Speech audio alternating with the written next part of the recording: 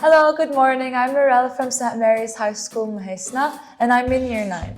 Hi, I'm Bella. I'm from Year 9. Hi, I'm Helen. I'm from Year 9. And today we'll be performing the blue bottle experiment. And for this experiment, we'll be needing a round bottom flask, water, glucose, potassium hydroxide, methylene, a droplet, spatulas, and a rubber cork. So to start off, I'll be pouring the water into the round bottom flask, then adding 2 spatulas of glucose,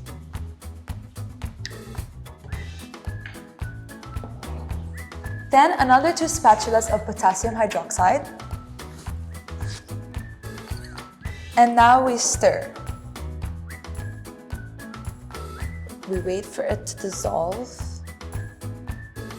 Once dissolved, we'll add the methylene blue indicator, just a drop. There we go. And now we close the flask with the rubber cork.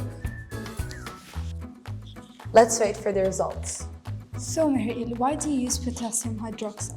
Potassium hydroxide acts as a catalyst, speeding up the reaction of glucose with oxygen. And why can't you use sulfuric acid instead? Sulfuric acid is a suitable oxidizing agent, and we don't need this for this experiment.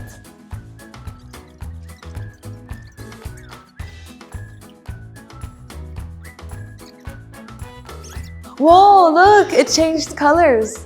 An alkaline solution of glucose acts as a reducing agent, reduces the methylene blue from its blue form to colorless.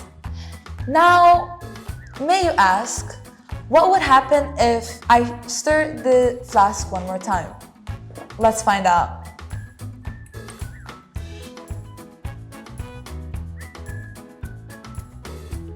Whoa, the color changes back again. So to explain what happens, as we stir the flask, the oxygen is being regained into the solution and oxidizes the methylene blue to turn back from the colorless to the blue form. Thanks for watching!